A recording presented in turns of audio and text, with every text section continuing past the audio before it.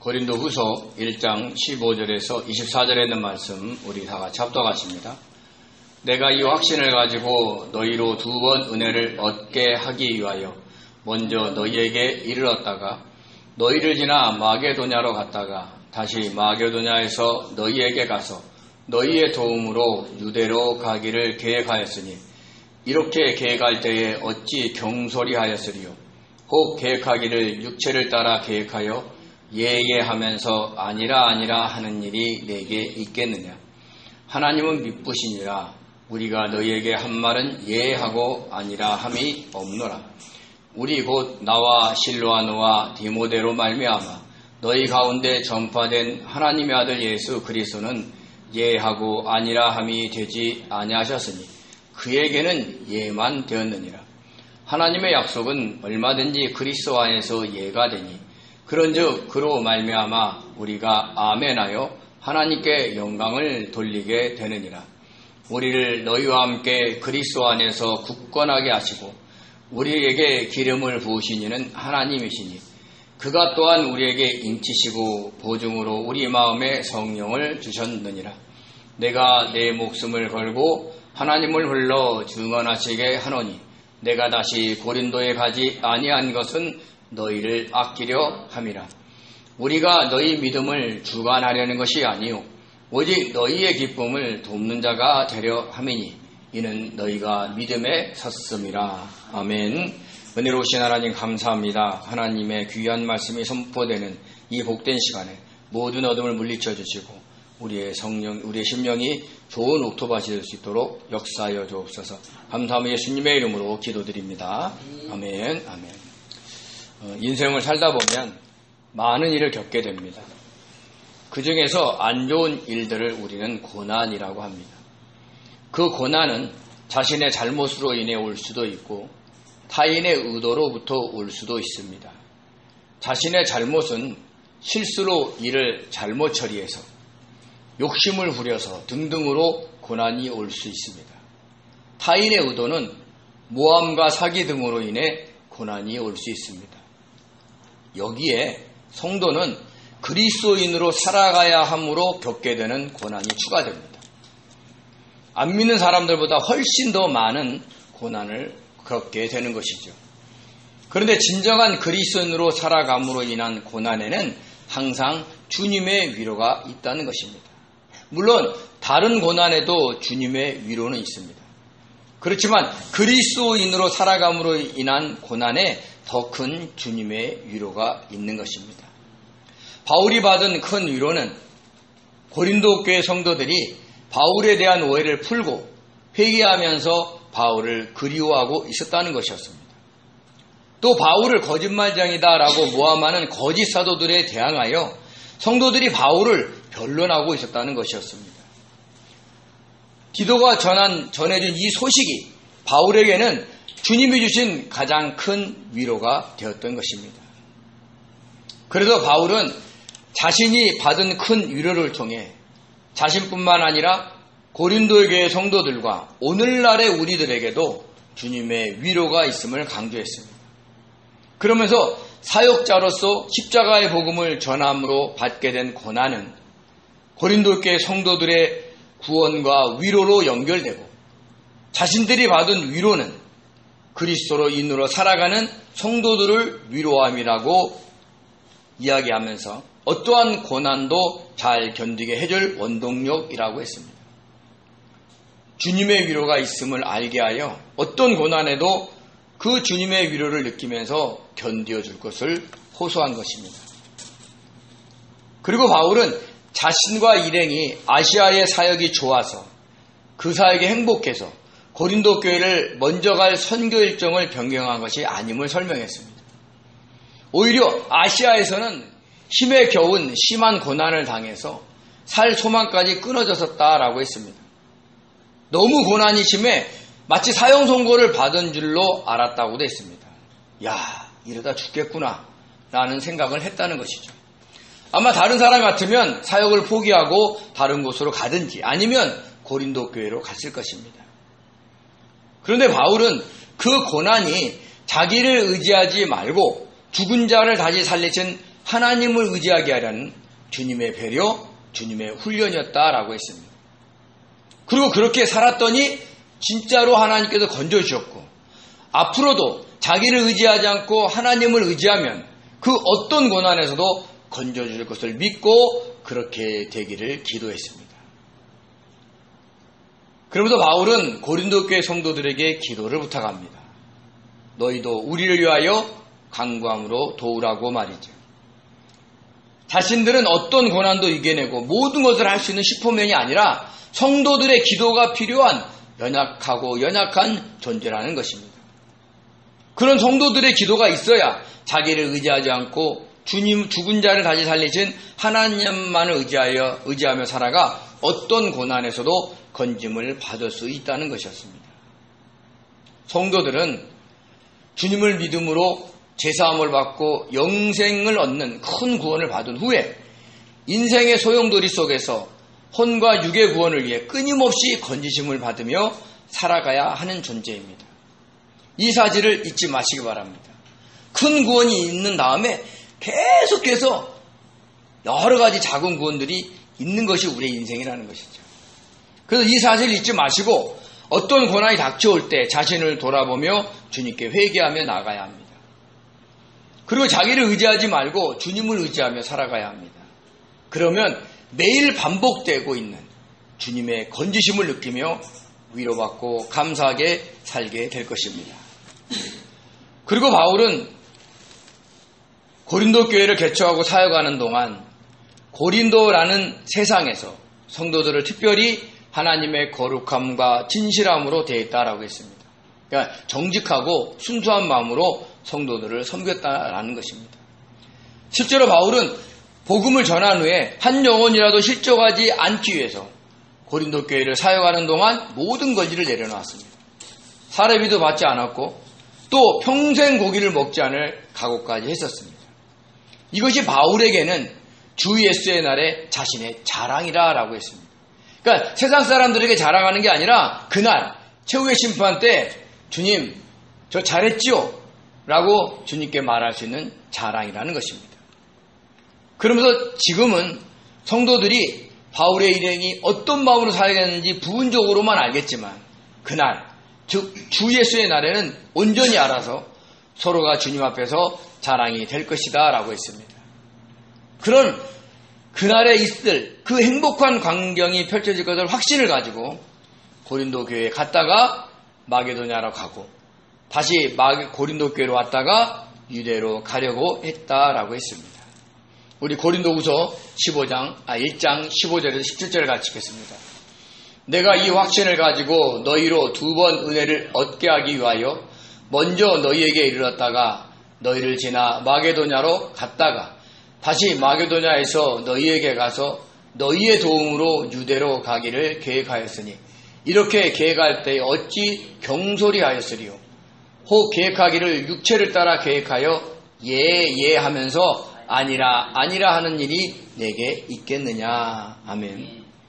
그러니까 자신들이 하나님의 거룩함과 진실함으로 즉 정직하고 순수한 마음으로 고린도 교회 성도들을 대했으니까 주 예수의 날에는 성도들도 자신들의 그런 행동을 온전히 알아서 서로 자랑하게 될 것을 확신하고 그런 행복한 상상을 하며 2번이나 만나보려고 선교 일정을 세운 것입니다. 그러니까 고린도 교회 성도들을 자주 보려고 했던 겁니다. 그만큼 바울에게 있어 고린도 교회는 편안한 안식처와 같은 곳이었습니다. 그곳에서 위로받아 마게도냐에 가서 사역하고 다시 돌아와 고린도 교회 도움으로 유대로 가려고 했던 것입니다. 그렇지만 그런 선교 계획을 세울 때 아시아에서 엄청난 고난을 받고 있으니까 편안한 곳에 가서 쉬려고 위로받으라고 그런 계획을 세웠겠느냐라는 것입니다. 바울이 누굽니까? 바울은요 성령의 인도하심에 민감했던 사역자였습니다. 그림에서 보면 소아시아 지역 중에서 아시아라는 곳이 있습니다. 화면에 보면 분홍색으로 쓰여 있죠. 근데 여기에서 성령께서 말씀을 전하지 못하게 어떤 일들을 자꾸 일으킨 겁니다. 그 일이 어떤 일인지는 성경에 기록되어 있지 않습니다. 그래서 그 아시아의 위에 있는 비두니아로 올라가서 복음을 전하려고 했습니다. 근데 그때도 자꾸 일이 생기는 거예요. 역시 그 일이 어떤 것이었다는 것은 성경에 나와 있지 않습니다. 그런데 바울은 그것을 예수의 영인 성령께서 맡고 계시는 줄을 알았던 것입니다. 우리 사도행전 16장 6절에 7절을 같이 읽겠습니다. 성령이 아시아에서 말씀을 전하지 못하게 하시거늘 그들이 부르기아와 갈라디아 땅으로 다녀 무시아 앞에 이르러 비두니아로 가고자 애쓰되 예수의 영이 허락하지 아니하시는지라. 어떻게 복음을 전하는데 왜 성령이 맡겠냐는 거예요. 그러니까 복음을 전하는 것이 따로 있었다는 거예요.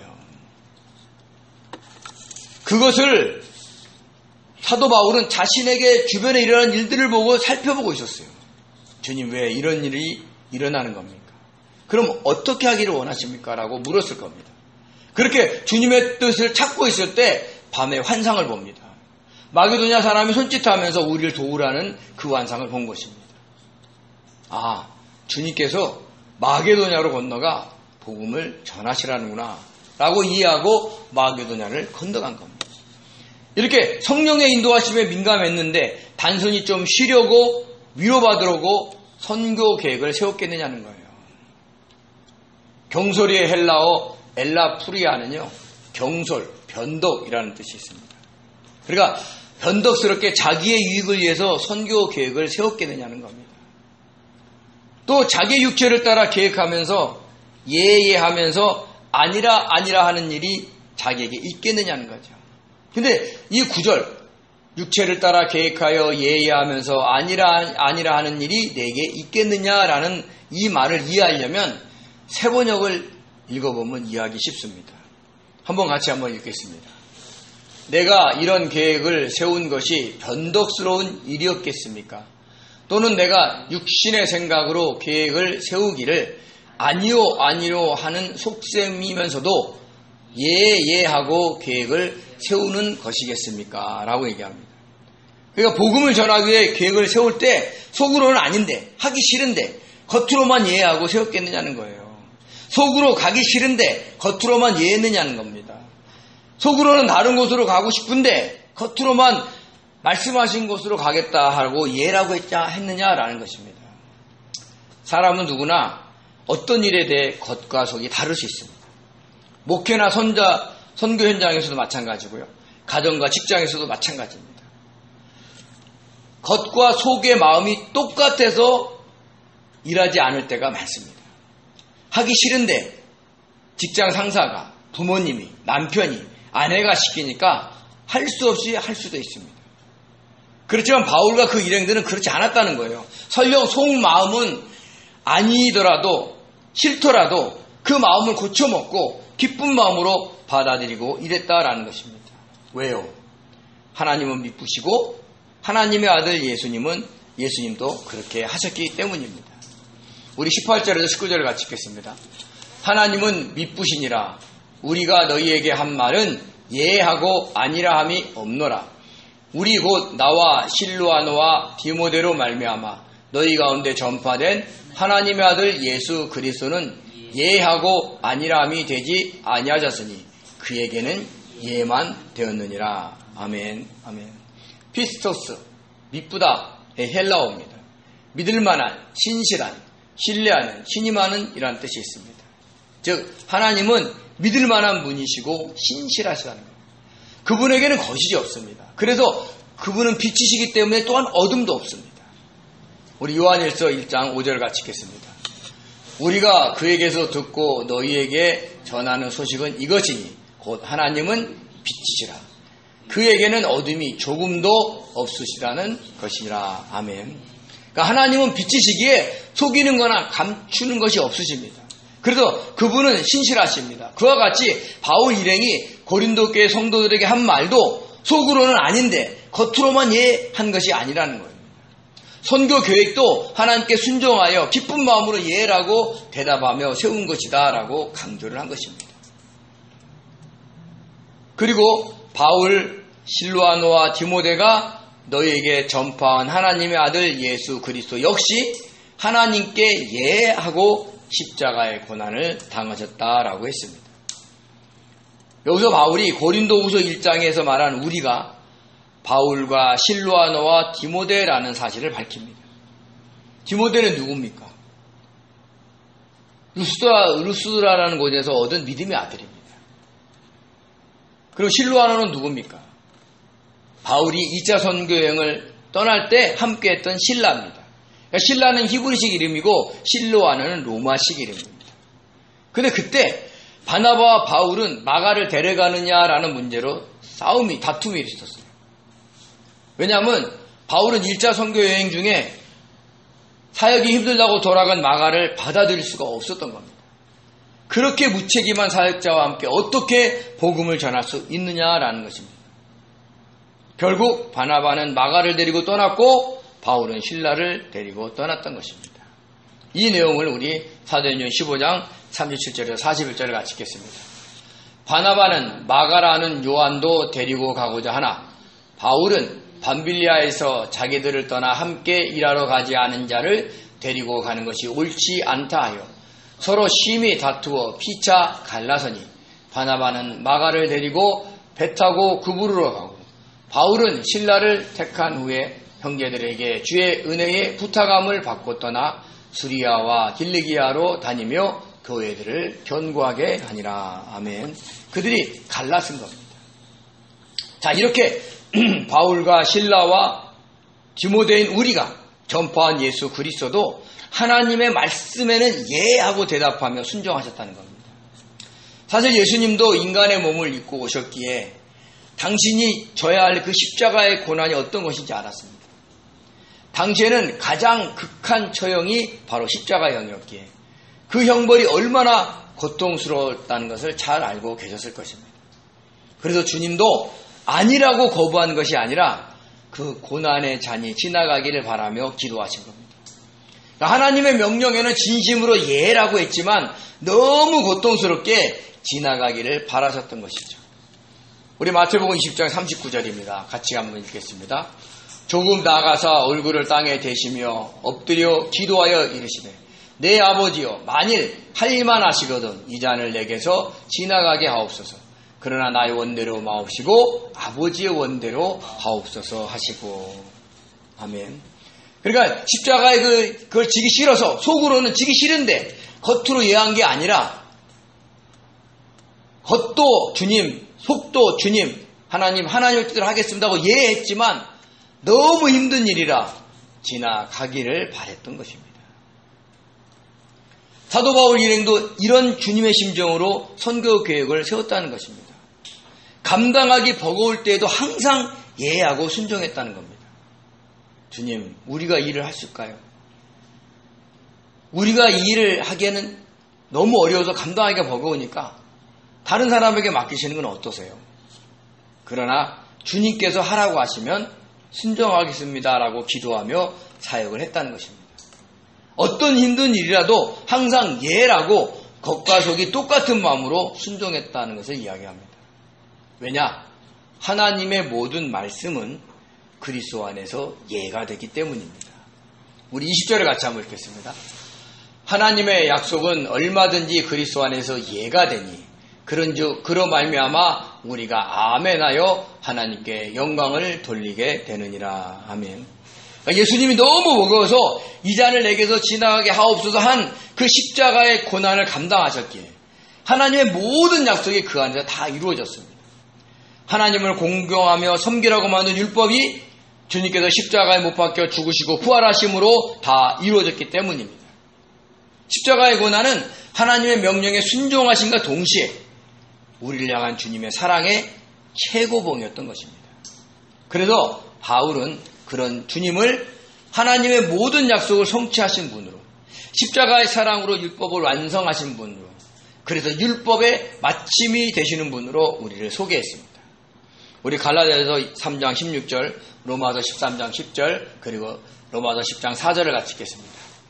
이 약속들은 아브라함과 그 자손에게 말씀하신 것인데 여럿을 가르쳐 그 자손들이라 하지 아니하시고 오직 한 사람을 가르쳐 내 자손이라 하셨으니 곧 그리스도라.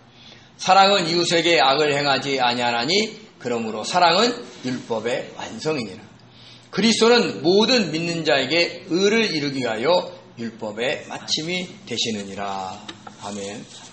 이렇게 주님께서 십자가의 고난을 감당하시고 하나님의 사역을 이루셨기에 하나님의 모든 약속은 그 예수 그리스도 안에서 예만 되는 것입니다. 모든 약속이 다 이루어졌고 다 이루어질 것입니다. 그리고 우리들은 그것을 알고 아멘으로 하나님께 영광을 돌리게 될 것이다 라는 말씀입니다. 바울과 그 일행들이 고린도에 갔다가 마게도냐로 가서 복음을 전하고 다시 고린도로 와서 유대로 가려고 했던 선교 계획이 하나님의 명령이었기에 예라고 한 것입니다. 물론 그들에게도 자신이 개척한 고린도 교회에 먼저 가는 것이 좋은 일이었고 반가운 일이었을 겁니다. 그래도 오히려 그런 계획을 들을 때 더 기쁜 마음으로 주님 예스입니다 라고 했는지도 모릅니다. 근데 그 계획이 바뀝니다. 이제는 먼저 마게도냐로 가서 고린도에 가 겨울일 날 정도로 오래 머무는 것으로 변경된 것입니다. 이것을 이용해서 거짓 사도들이 바울을 향해 거짓말장이다, 실없는 사람이다 모함을 한 것입니다. 그렇지만 그 변경된 계획에도 바울 일행은 예라고 했습니다. 당장 고린도 교회에 가서 위로받고 편안하게 지내려고 했지만 먼저 마게도냐로 가라는 명령에 순종한 겁니다. 이렇게 자신들의 솔직한 심정을 토로한 후에 바울은 주님을 믿는 성도들이 영적으로 어떤 상태에 있느냐에 대해서 알려줍니다. 왜요? 왜 우리가 예해야 하는 것에 그 근거를 이야기하는 겁니다. 우리 고린도후서 1장 21절에서 22절을 같이 읽겠습니다.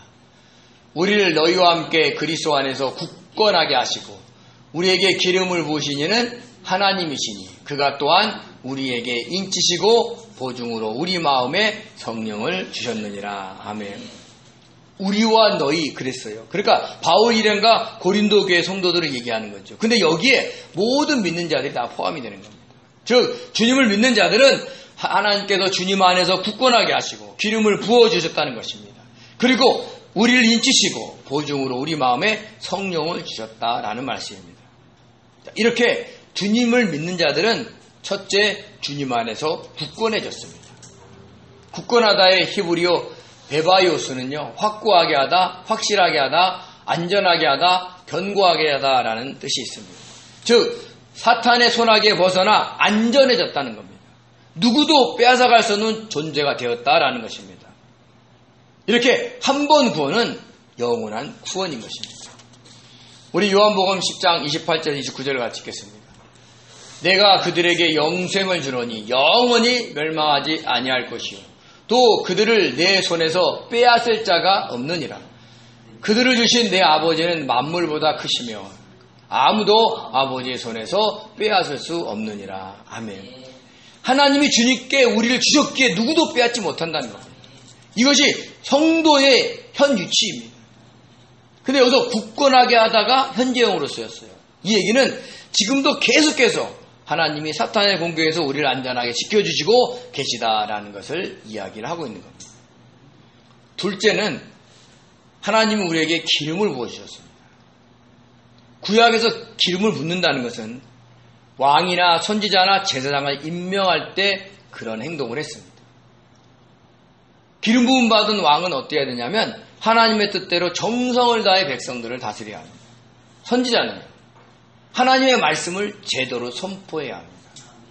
제사장은요, 자신과 백성들의 죄사함을 위해 하나님께 간절히 기도해야 합니다. 이런 일을 하라고 이 직분을 우리에게 다 주셨어요. 우리를 특별히 세우신 겁니다. 고린도 교회 성도를 세우신 겁니다. 우리 고린도전서 2장 9절을 같이 읽겠습니다. 그러나 너희는 택하신 족속이요 왕같은 제사장들이요 거룩한 나라요 그의 소유된 백성이니 이는 너희를 어두운 데서 불러내어 그의 기이한 빛에 들어가게 하신 이의 아름다운 덕을 선포하게 하려 하심이라. 아멘. 아멘. 이 말씀 안에 왕, 제사장 그리고 선지자의 직분이 다 들어있는 겁니다. 하나님께서 기름 부어 택하셨기에 너희는 영육간의 왕으로서 다스리고 제사장으로서 중보하고 선지자로서 구원의 복음인 아름다운 덕을 선포하라라는 것입니다. 여기서 기름을 붓다가 과거형입니다.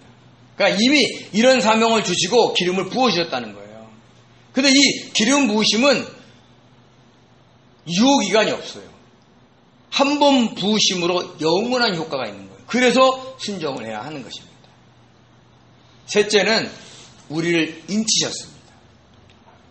인치다의 헬라어 스파라기조는요, 인치다, 인으로 표하다, 봉인하다 라는 뜻이 있습니다. 옛날에 서부 영화에 보면 자신의 소와 양인 것을 표시하기 위해서 자신들 집안의 문양을 그 소나 양의 엉덩이에 찍는 걸 볼 수 있습니다. 그것이 인치시는 겁니다. 근데 이 인치심은 과거형으로 쓰였어요. 그러니까 창세전에 이미 우리를 택하시고 인쳐 주셨다는 것입니다. 우리 에베소 1장 4절 그리고 계시록 14장 1절을 같이 읽겠습니다. 곧 창세전에 그리스도 안에서 우리를 택하사 우리로 사랑 안에서 그 앞에 거룩하고 흠이 없게 하시려고 또 내가 보니 보라 어린 양이 시온산에 섰고 그와 함께 14만 4천이 서 있는데 그들의 이마에는 어린 양의 이름과 그 아버지의 이름을 쓴 것이 있더라. 아멘. 아멘. 요한계시록에서 말하는 14만 4천은 상징적인 숫자입니다. 구약의 12지파, 신약의 12사도, 그리고 완전수인 1000을 곱해서 만든 숫자입니다. 그러니까 12 곱하기 12 곱하기 1000, 그래서 14만 4천 명이 되는 겁니다. 구약에서 택함 받은 사람, 신약에서 택한 사람 받은 모든 사람, 즉 모든 믿는 자를 구원하시겠다는 상징적인 숫자인 것이죠. 그런데 이단들 중에서 하나님의 교회와 신천지는 자신들의 신자만이 이 14만 4천 명에 속한다고 주장합니다. 그들의 신자도 벌써 14만 4천 명이 훨씬 넘었어요. 특히 신천지는 처음에 포교할 때 자신들의 신자가 14만 4천 명이 되면 주님이 재림하신다라고 했어요. 근데 그 숫자가 넘으니까 지금은 이 핑계 저 핑계 되면서 아직 채워지지 않았다라고 우기고 있는 겁니다. 근데 놀라운 것은 이런 이단들의 교주들은 특별히 돈을 좋아해요. 아니, 좋아하다 못해 사랑합니다. 지금 매스컴을 통해 알 수 있듯이 통일교의 금고에는 엄청난 연금이 들어있다고 합니다. 그 돈으로 정치권을 노비하는 정황이 또 선거 개입에 관여한 사실이 보도되고 있습니다. CBS는요, 신천지가 코로나 팬데믹 때 부과된 2천억 원에 대한 탈세 추징을 위해서 검찰과 정치권에 다양한 노비를 했다라고 보도를 하고 있습니다. 주님의 재림 때 자신들만이 구원을 받아 천국에 간다는 사람들이 이 땅에서의 재물에 집착하며 사는 것은 모순 중에 모순이 아닐 수가 없습니다.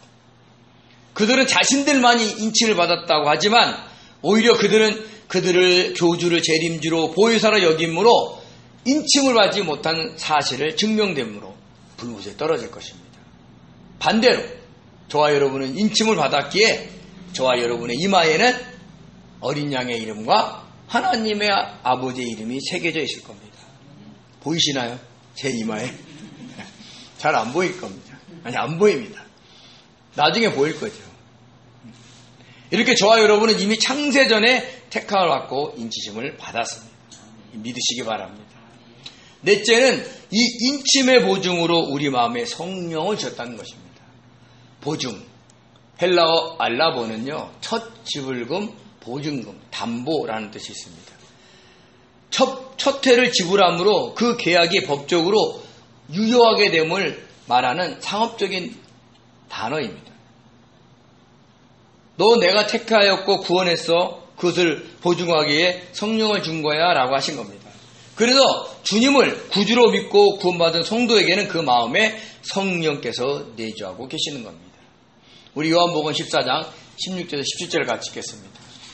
내가 아버지께 구하겠으니 그가 또 다른 보혜사를 너희에게 주사 영원토록 너희와 함께 있게 하리니 그는 진리의 영이라. 세상은 등이 그를 받지 못하나니 이는 그를 보지도 못하고 알지도 못함이라.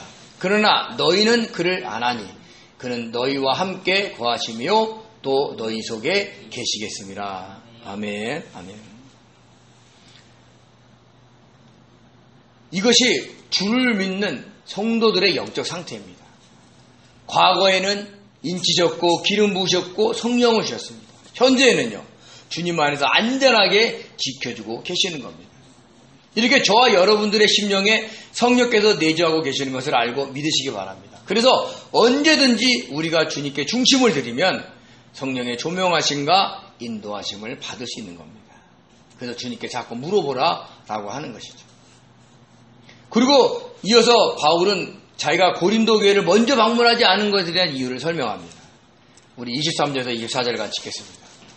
내가 내 목숨을 걸고 하나님을 불러 증언하시게 하노니 내가 다시 고린도에 가지 아니한 것은 너희를 아끼려 함이라. 우리가 너희 믿음을 주관하려는 것이 아니요 오직 너희의 기쁨을 돕는 자가 되려 함이니 이는 너희가 믿음에 섰음이라. 아멘, 아멘. 자신의 목숨을 걸고 우리를 주님 안에서 굳건하게 하시고 기름을 부어주시고 인치시고 보증으로 우리 마음에 성령을 진 그 하나님을 증인 삼아 말한다는 거예요. 그러니까 얼마나 확신을 갖고 이야기한 거예요. 그래서 고린도 교회를 먼저 가려고 했던 것이 변경된 이유는 너희를 아끼기 때문이라는 거예요. 자신의 생명과 하나님의 이름을 걸고 진실을 말했다라는 거죠. 여기서 아끼다의 헬라어 페이도마이는요, 용서하다, 아끼다, 억제하다, 삼가다라는 뜻이 있습니다. 너희들이 비록 잘못하고 있지만 주님을 믿는 믿음 안에 서 있기에 잘 감당할 것이라, 잘 해결될 것이라고 믿고 안 간 것이다 라는 겁니다. 믿음은요, 아무 일 없이 쭉쭉 성장하는 게 아닙니다. 대나무처럼 막 쭉쭉 올곧게 성장하는 것이 아니라 이런 일 저런 일을 겪으면서 자충우돌하면서 성장해 가는 겁니다. 지금 고린도 교회에 생긴 문제들은 다 그 과정을 제공하고 있는 것입니다. 파벌 문제, 음행 문제, 우상 숭배 문제, 법정 소송 문제 등등. 그런데 지금 자기가 가면 어떻겠냐? 이 일은 이렇게, 저 일은 저렇게 라고 너희 믿음을 주관할 것 같다는 거예요. 그러면 주님을 의지하고 성령의 도우심을 받아 스스로 극복하는 그 영적 기쁨을 누리지 못하게 할 수 있기에 그런 기쁨을 누려보라고 안 간 겁니다. 바울은 고린도 교회 성도들이 믿음 안에 서 있던 것을 알고 잘 극복할 것을 믿었기 때문입니다. 믿음이 성장하는 과정을 잘 극복해 보라고 변경한 것이죠. 자기가 가서 뭔가 하려는 마음을 내려놓은 겁니다. 이것이 바로 자기를 의지하지 않고 죽은 자를 달리 살리신 하나님을 의지한 겁니다. 하나님께서 고린도 교회 성도들이 반드시 그 일을 극복하도록 도와주실 것이고, 그래서 그들에게 그런 영적인 기쁨을 주실 것이라고 믿었기에 자신이 나서지 않은 거예요. 그런 계획을 하나님께서 허락하셨을 때에도 이 역시 예스한 겁니다. 이렇게 우리의 믿음은 인생의 광야라는 훈련 장소에서 성장해 갑니다.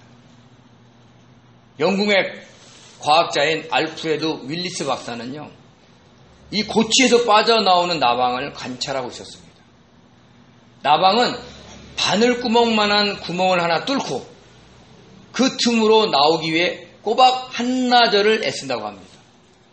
그래도 어떤 나방이 나올 때 그렇게 애쓰지 말라고 칼로 그 고치의 옆부분을 살짝 찢었다고 합니다. 그러자 나방이 너무 쉽게 나온 거예요. 그런데 안타까운 것은 몇 차례 힘없게 날개짓을 하고는 그만 죽었다라고 합니다. 그 고치에서 나오는 그 한나절의 그 힘든 싸움에서 그 나방의 날개에 힘이 붙는 거예요. 한나절 동안 운동을 해서 힘이 붙어서 고치에서 나오면 바로 날게 된 것인 거죠. 그러니까 고난이 나쁜 것만은 아니에요. 겪는 과정에서 그만큼 성장하는 겁니다. 이처럼 주님을 믿는 믿음 안에 서 있기에 그런 문제를 이겨보라고, 감당해 보라고 하나님께서 그것을 변경한 것입니다. 믿음의 성장 과정을 묵묵히 지켜보기 위해 고린도 교회를 가려고 하는 계획을 변경한 것입니다. 주님께서 앞서지 말라라고 한 것이죠. 그 명령에도 예라고 순종했어요. 그렇게 하게 되실 것을 믿기에 또한 아멘 하면서 영광을 주님께 돌려드렸던 것입니다. 우리도 어떤 일을 진행할 때 주님의 뜻이라면 그것이 실행하기 직전이라도 변경할 줄 알아야 합니다. 왜냐하면 우리도 그리스도 안에서 예만 되어야 하기 때문입니다. 그러기 위해서는 항상 주님의 뜻을 묻고 주님께 중심을 드리고 있어야 됩니다. 그리고 성령의 감동이 있을 때에는 예스 하고 순종해야 하고, 그렇게 되기를 기원하면서 아멘하고 영광을 돌려드려야 한다라는 것입니다. 예하고 순종하면서 아멘하고 영광을 돌려드릴 줄 아는 그런 복된 성도들이 되셔야 한다라는 뜻입니다. 그러기 위해서 늘 우리는 주님께 중심을 드리고 있어야 돼요. 그 복된 성도의 길에서 주님을 만나고 주님께서 주시는 위로를 경험하는 귀한 성도들 되시기를 예수님의 이름으로 축원드립니다. 기도하겠습니다. 은혜로우신 하나님, 저희들을 사랑하셔서 저희들의 인생에서 늘 계획하심에 감사드립니다. 주님의 계획에 항상 예하면서 그것이 이루어질 것을 기도하며 아멘하고 영광을 돌려드릴 수 있는 복된 성도들이 되게 도와주옵소서. 감사하며 예수님의 이름으로 기도드립니다. 아멘, 아멘, 감사합니다.